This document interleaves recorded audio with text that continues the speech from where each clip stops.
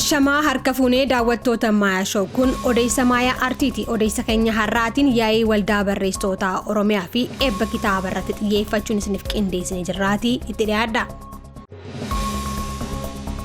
Waldaan barreessitoota Oromiyaa yaa'ii walakkeessa waggaa kan bara 2016 borganama za'aatii 2 fi walakkaarraa eegalee galma giddugala aadaa Oromootti taa'uufi yaa'ii kanarratti dhimmoonni fooyya'insa dambiitiin bulmaata waldichaa filannoowwan koree boordii fi koreewwan garagaraa akkasumas dhimmoota guddina ogbarruu Oromoo irratti yaadoota miseensota waldichaatiin wal qabatan irratti ni mari'atama. Waldaan barreessitoota Oromiyaa ganna 10 dura kan hundaa'e yoo ta'u yeroo ammaan kana miseensota 250 ol qabaachuusaa waldichaarraa odeeffannee jirra. Gama biraatiin guyyaa borii magaalaa Roobeetti kitaabni xiinsammuu Jalqabuun Moo'achuuf jedhuun moggaafame ni eebbifama. Kitaabni kun Asiyaa Tasfaa'een kan barraa'e yoo ta'u boqonnaalee 7 fi fuula 98 qindaa'uun dhiyaatee jira.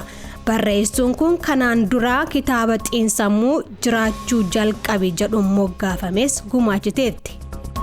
Odeessi keenya kanumaa sagantaa Maya Show waliin turtii gaarii.